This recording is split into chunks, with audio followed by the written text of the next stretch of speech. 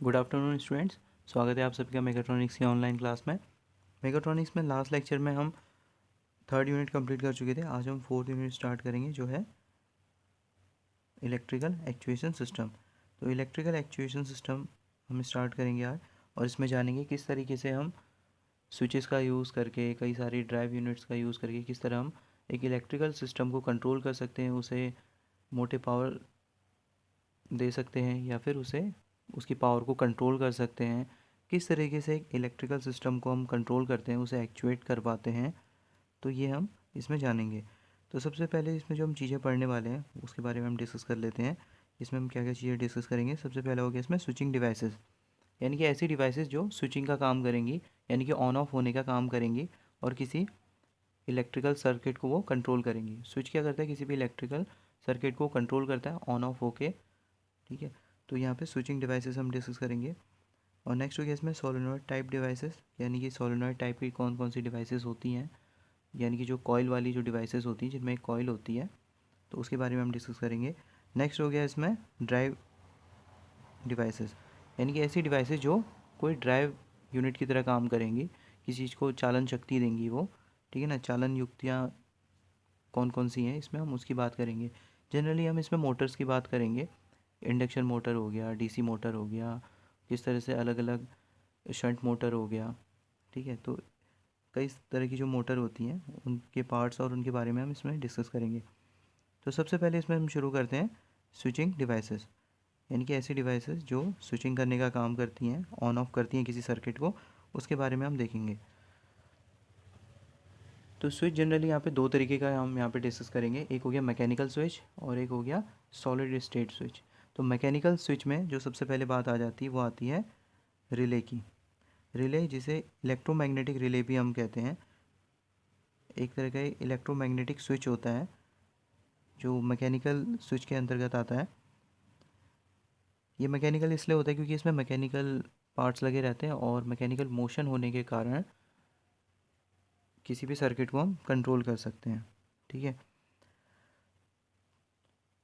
तो इस तरीके से रिले का, एक सिंपल रिले का इस तरह से डायग्राम होता है। एक रिले में इस तरह से इलेक्ट्रोमैग्नेटिक यहाँ पे होता है, और ये जो कॉइल होती है ये क्या करती है, ये मैग्नेटाइज और डीमैग्नेटाइज होती है। जैसे ही इसमें करंट फ्लो होगा तो ये कॉइल क्या होगी, ये कॉइल की मदद से ये वाला जो पार्ट है ये इलेक्ट्रोमैग्नेट क्या होगी, ये मैग्नेटाइज होगी। और जैसे ये मैग्नेटाइज होगी तो यहाँ पे जो मैग्नेटिक मटेरियल लगा हुआ है यहाँ पे, ये इसे क्या करेगी, अपनी तरफ ये खींचेगी। जैसे ही अपनी तरफ ये अट्रैक्ट करेगी और ये जो पार्ट इससे कनेक्ट है तो इसमें मोशन होगा। इसमें मोशन होने की वजह से ये जो यहाँ पे सर्किट जो ओपन है, नॉर्मली जो ओपन सर्किट है ये, ठीक है ना, नॉर्मली ओपन सर्किट, ये नॉर्मली ओपन सर्किट क्या हो जाएगा, ये सर्किट क्लोज हो जाएगा। और जैसे ये सर्किट क्लोज होगा तो इस सर्किट से जो भी करंट फ्लो होनी है, A1 और A2 ये जो सर्किट इनसे जुड़े हुए हैं, तो इसमें करंट फ्लो होना शुरू हो जाएगी। और ये जो सर्किट बंद है ये सर्किट ओपन हो जाएगा। तो इससे कम दो या दो से अधिक या फिर एक सर्किट को भी हम इसमें कंट्रोल कर सकते हैं। ठीक है, तो इसमें क्या होगा, एक इलेक्ट्रोमैग्नेट रहेगी जिसमें इस तरह से कॉइल रहेगी, इसमें एक लो वोल्टेज की करंट इसमें फ़्लो होगी। और लो वोल्टेज की करंट जब इसमें फ़्लो होगी ये मैग्नेटाइज होगी। ये मैग्नेटाइज होने के बाद ये स्विच को अपनी तरफ अट्रैक्ट करेगी। अपनी तरफ अट्रैक्ट करने के कारण इसमें जो स्प्रिंग लगी है, स्प्रिंग के अपोजिट डायरेक्शन में ये खींचेगा और ये दूसरी तरफ ये उठेगा। ठीक है ना, ये अट्रैक्ट होगा और ये हिस्सा ऊपर की तरफ उठेगा, जिससे ये सर्किट क्या होंगे, आपस में ये कनेक्ट हो जाएंगे, यहाँ पे कनेक्ट हो जाएंगे और क्या होगा, सर्किट कंप्लीट हो जाएगा और करंट इस सर्किट में फ़्लो होना शुरू हो जाएगी। यानी कि एक सर्किट का यूज़ करके हम दूसरे सर्किट को इसमें कंट्रोल करते हैं। और ये सर्किट में भी हाई वोल्टेज में हो सकता है और ये सर्किट जनरली लो वोल्टेज में होता है। तो ये हम कह सकते हैं कि लो वोल्टेज करंट का यूज़ करके हम हाई वोल्टेज करंट को हम कंट्रोल कर सकते हैं रिले की मदद से। तो रिले एक ऐसा स्विच है जिसमें हम लो वोल्टेज का यूज़ करते हैं किसी हाई वोल्टेज की करंट को कंट्रोल करने के लिए। ठीक है, और जैसे ये डीमैग्नेटाइज होगा फिर ये दूसरी तरफ अपने वापस अपनी पोजीशन पे चले जाएगा, जिसमें एक स्प्रिंग लगी हुई है। स्प्रिंग की सहायता से ये वापस अपनी पोजीशन पे चले जाएगा और फिर से ये ओपन कंडीशन में आ जाएगा, ये नॉर्मली क्लोज कंडीशन में आ जाएगा। यानी कि अपनी वापस जो इनिशियल पोजीशन में है ये वापस उसमें लौट जाएगा। ठीक है, तो किसी भी सोलेनॉइड को या फिर किसी इलेक्ट्रोमैग्नेट को हम मैग्नेटाइज और डीमैग्नेटाइज करके किसी भी सिस्टम को हम कंट्रोल कर सकते हैं रिले की मदद से। इसलिए इसे मैकेनिकल स्विच कहा जाता है, क्योंकि इसमें मैकेनिकल मोशन हो रहा है और मैकेनिकली हम किसी सर्किट को इसमें कंट्रोल कर सकते हैं स्विच की मदद से। ठीक है, तो इसका यूज़ हम जनरली फ्रिज में, रेफ्रिजरेशन में, या फिर ऐसे कई सारे मोटर्स में, कई तरह की इसमें ऑटोमेटिक ड्राइव्स में हम इसका यूज़ करते हैं और उस सिस्टम को ऑटोमेटिक हम बनाते हैं। इसका यूज़ हम किसी और मोटर को कंट्रोल करने में भी कर सकते हैं, या फिर फ्रिज का जो कंप्रेसर होता है उसे कंट्रोल करने में भी कर सकते हैं। फ्रिज का कंप्रेसर देखा होगा आपने, वो रेगुलर नहीं चलता है। वो क्या करता है, जैसी रेफ्रिजरेशन की जो प्रोसेस होती है वो हो जाती है, एक टेम्परेचर मेंटेन हो जाता है, तो कंप्रेसर ऑफ हो जाता है।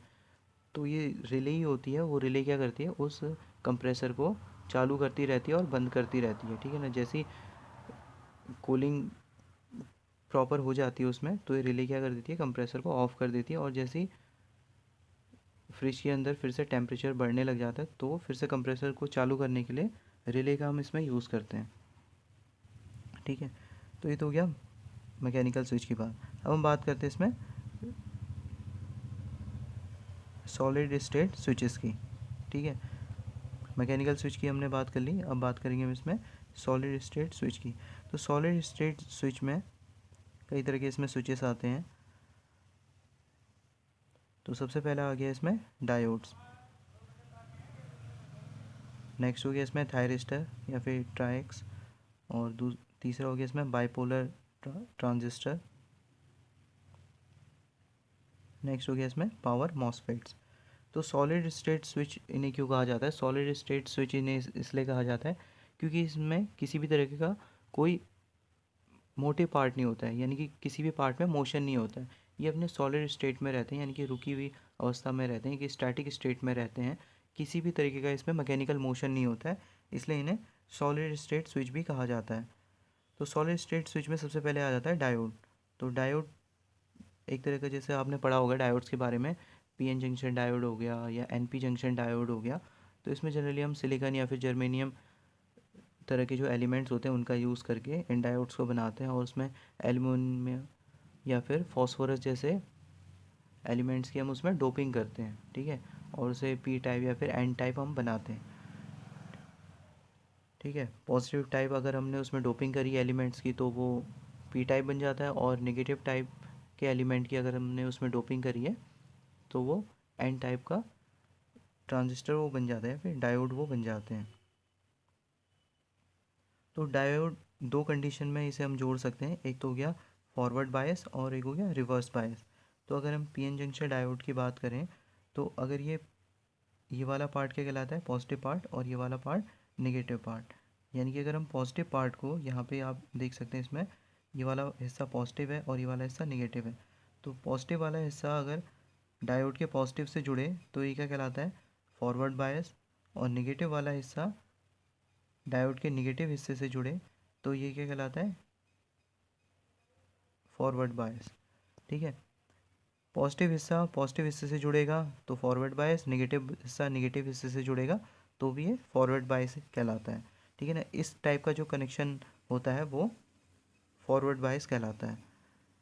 और इसमें फॉरवर्ड बायस के लिए जनरली डायोड्स क्या होते हैं, ये कंडक्टिव का काम करते हैं और ये करंट को जाने देते हैं, यानी कि फ़्लो होने देते हैं, करंट यहाँ से फ़्लो हो जाएगी। ठीक है, फॉरवर्ड बायस में। और रिवर्स बायस में क्या करते हैं, करंट को ये रोक देते हैं, ऐसा बैरियर वहाँ पे काम करते हैं। तो रिवर्स बायस की कंडीशन क्या रहती है, जो निगेटिव वाला पार्ट रहता है वो डायोड के पॉजिटिव से कनेक्ट रहेगा, और जो पॉजिटिव वाला पार्ट रहेगा वो डायोड के निगेटिव वाले पार्ट से कनेक्ट रहेगा। तो इस कंडीशन में क्या होगा, जो करंट यहाँ से जाएगी वो रिपेल कर दी जाएगी, निगेटिव वाले यहाँ पे जो जंक्शन बना रहता है उसको वो क्रॉस नहीं कर पाती है, और वो करंट क्या हो जाएगी, ब्लॉक हो जाएगी यहाँ पे, और ये करंट आगे की तरफ नहीं जा पाएगी। तो रिवर्स बायस में डायोड कभी भी करंट को कंडक्ट नहीं करने देता है, और रिवर्स बायस में वो एज अ बैरियर करंट के लिए काम करता है। तो हमने दो कंडीशनों की बात करी, एक हो गया फॉरवर्ड बायस और एक हो गया रिवर्स बायस। तो फॉरवर्ड बायस में जो डायोड है वो करंट को पास होने देगा और रिवर्स बायस में वो करंट को ब्लॉक कर देगा। तो इस तरीके से हम करंट को ब्लॉक करके या फिर करंट को चालू करके हम एक स्विच की तरह डायोड को हम यूज़ कर सकते हैं इसमें। ठीक है, तो जैसे एसी करंट आ रही है और एसी करंट ऊपर वाला पॉजिटिव पार्ट है और नीचे वाला नेगेटिव पोलैरिटी है। तो पॉजिटिव पोलैरिटी क्या होगी, वो रिवर्स फॉरवर्ड बायस में काम करेगी और जो नेगेटिव पोलैरिटी होगी वो रिवर्स बायस काम करेगी। अगर ये एसी करंट अगर किसी डायोड से पास हो रही है तो डायोड से पास होते समय ये क्या होगा, जब इस तरीके से वो आएगी तो फॉरवर्ड बायस हो जाएगी इस कंडीशन में, तो ये वाले पार्ट को तो जाने देगी, लेकिन निगेटिव वाला जो पार्ट आएगा यानी कि निगेटिव पोलैरिटी जब आएगी तो उसे क्या कर देगी, ब्लॉक कर देगी और यहाँ पे हमें निगेटिव वाला पार्ट हमें नहीं मिलेगा। और फिर से जब पॉजिटिव वाला पार्ट आएगा तो ये पॉजिटिव वाले पार्ट को तो ये जाने देगी और निगेटिव वाले पार्ट को ये ब्लॉक कर देगी। तो इस तरीके से हम एक डीसी करंट प्राप्त कर सकते हैं किसी एसी सर्किट से, इस तरीके से। ठीक है, और ये डीसी जो होगी वो एक वेरिएबल डीसी कहलाएगी। ये जो डीसी करंट है ये वेरिएबल डीसी करंट है। ठीक है, जो डीसी करंट है इसकी जो वोल्टेज है वो वेरी कर रही है। फिर इसे हम कई सारे फ़िल्टर सर्किट यूज़ करके डीसी करंट को हम एक इस तरीके से हम प्राप्त कर सकते हैं। अब नेक्स्ट इसमें हम बात करते हैं सिलिकॉन कंट्रोल रेक्टिफायर्स की, जो थायरिस्टर के अंतर्गत आते हैं। यानी कि थायरिस्टर भी एक तरह का स्विचिंग की तरह काम करता है। थायरिस्टर भी एक सॉलिड स्टेट स्विच होता है। तो थायरिस्टर का मतलब क्या होता है, थायरिस्टर दो वर्डों से मिलके बना है। एक हो गया थाई, तो थाई का मतलब क्या होता है, यानी कि जिसका अर्थ होता है स्विच, और थायरिस्टर जो रिस्टर का मतलब होता है ट्रांजिस्टर। ठीक है, तो यानी कि स्विचिंग ट्रांजिस्टर, इससे मीनिंग निकल के आती है। तो ऐसा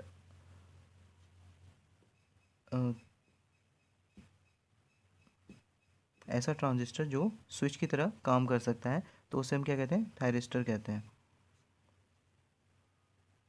तो सबसे पहले इसमें आता है silicon control rectifier. Silicon control rectifier generally ये सिलिकॉन के बने रहते हैं और इसमें पी टाइप और एन टाइप की डोपिंग इसमें हम करे रहते हैं। तो इस तरीके से एक सिलिकॉन कंट्रोल ट्रांजिस्टर को हम बनाते हैं।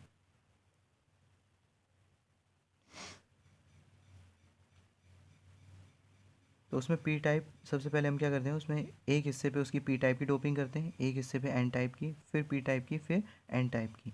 तो इस तरीके से हम एक सीरीज़ में क्या करते हैं, उनकी डोपिंग करते हैं रेक्टिफायर में। और ये 4 लेयर इसमें होती हैं, एक लेयर, दूसरी और तीसरी, और ये 4 लेयर इसमें होती हैं। और इसमें 3 जंक्शन बनते हैं, एक जंक्शन यहाँ पे, एक जंक्शन यहाँ पे और एक जंक्शन यहाँ पे। तो 3 जंक्शन यहाँ पे रहते हैं और पी वाला पार्ट जो क्या कहलाएगा, वो पॉजिटिव पार्ट कहलाएगा, यानी कि वो एनोड से कनेक्ट रहेगा। ठीक है, ये वाला पार्ट एनोड कहलाएगा और जो नेगेटिव वाला पार्ट रहेगा वो इसमें कैथोड कहलाता है, एन यानी कि नेगेटिव वाला पार्ट। और एक हिस्से को हम इसमें गेट बना देते हैं, जिससे हम उसमें कोई सिग्नल वगैरह देके हम उसे कंट्रोल कर सकते हैं। तो यहाँ से जब करंट फ्लो होगी इसमें, तो और गेट कंडीशन से क्या होगा, कोई भी सिग्नल है वो इसे मिलेगा और उस सिग्नल के अकॉर्डिंग ये फॉरवर्ड बायस और रिवर्स बायस होके ये करंट को आगे की तरफ ये फ्लो करता है। ठीक है, इस पार्ट की तरफ वो फ्लो करेगा जैसे ही उसे सिग्नल मिलेंगे उसके रिस्पेक्ट में। तो ये हो गया सिलिकॉन कंट्रोल रेक्टिफायर, इस तरीके से काम करता है। और जनरली ये डीसी करंट को ही ये कंट्रोल कर सकता है, डीसी करंट में ये काम करेगा, एसी करंट में ये काम नहीं करता। तो एसी करंट के लिए हमने जो इसमें स्विच बनाया वो क्या है, ट्राई यानी कि ट्राई एसी, एसी यानी कि अल्टरनेटिंग करंट। तो अल्टरनेटिंग करंट जिसमें काम करती है वो इसमें वो क्या कहलाता है, ट्राइक। तो ट्राइक जो स्विच होता है उसमें अल्टरनेटिंग करंट भी को भी हम कंट्रोल कर सकते हैं। SCR में सबसे बड़ी कमी यह थी कि ये दिशा में चलित कंडक्ट होता है, यानी कि एक ही दिशा में कंडक्ट करता है, और ये DC पावर को ये कंट्रोल कर सकता है, और ये AC पावर को ये कंट्रोल नहीं करता। तो AC पावर को कंट्रोल करने के लिए हम यहाँ पे ट्राईएक्स स्विच बना रखा है हमने, जिसे यानी कि ये AC करंट को भी ये कंट्रोल कर सकता है, ठीक है। और यानी कि ये बाई डायरेक्शनल सेमीकंडक्टर की तरह यूज़ होता है, यानी कि दोनों कंडीशन में यूज़ हो सकता है। डायोड की तरह ये सिर्फ यूनिडायरेक्शनल ये करंट को फ्लो नहीं होने देता, ये क्या करता है बाई डायरेक्शनल, यानी कि दोनों साइड ये करंट इसमें फ्लो हो सकती हैं, ठीक है। इसमें जो हम बनाते हैं, इसमें हम 5 तरह की इसमें लेयर बनाते हैं, ठीक है।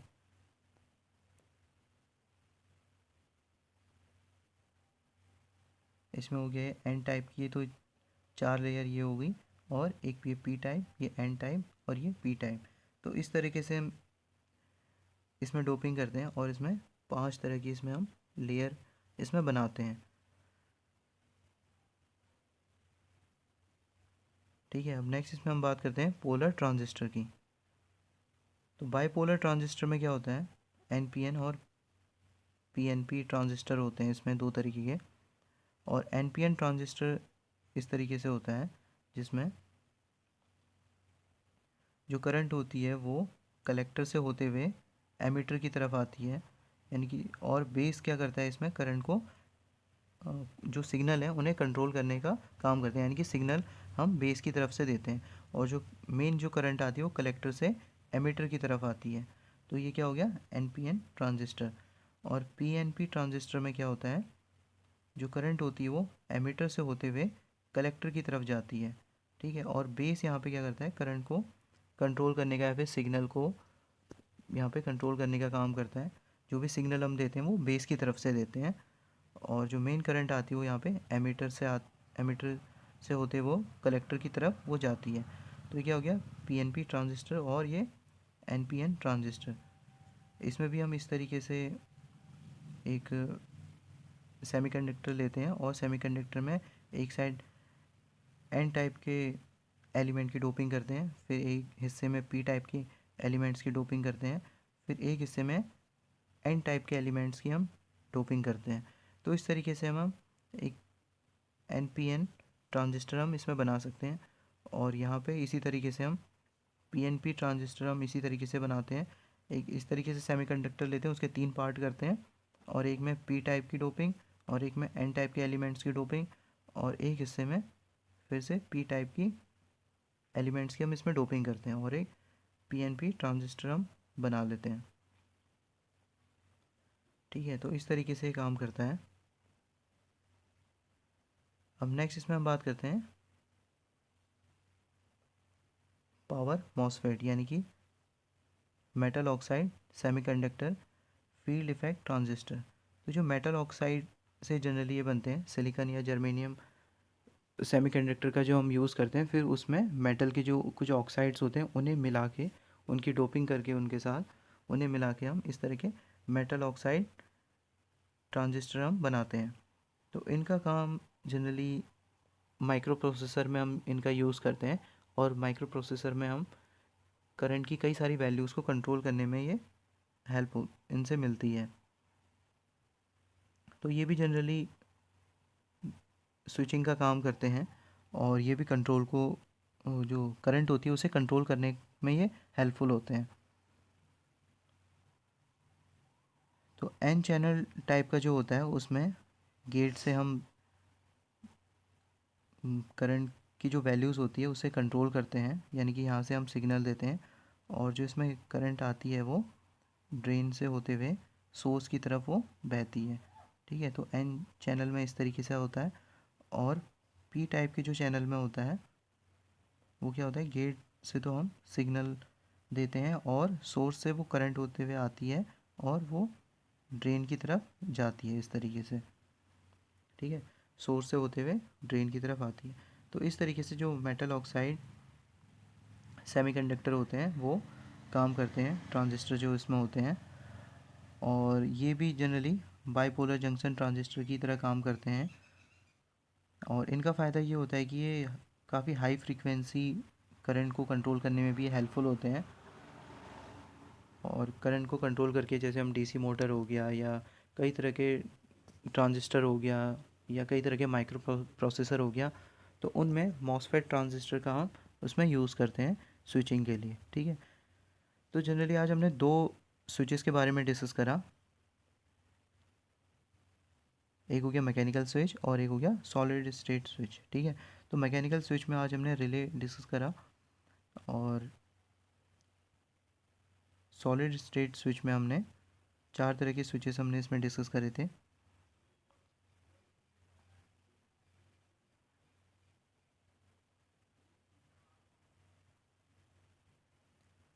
तो सबसे पहला हो गया इसमें जो हमने डिस्कस करा था वो हो गया डायोड्स। ठीक है, नेक्स्ट हो गया इसमें थायरिस्टर या फिर ट्राइक्स भी जिसे हम कहते हैं। और नेक्स्ट हो गया इसमें बाईपोलर ट्रांजिस्टर और नेक्स्ट हो गया इसमें पावर मॉसफेट्स। तो ये चार तरह के हमने सॉलिड स्टेट स्विच हमने इसमें डिस्कस करे आज। ठीक है, so thank you class for today. मिलते हैं नेक्स्ट क्लास में, नेक्स्ट लेक्चर में।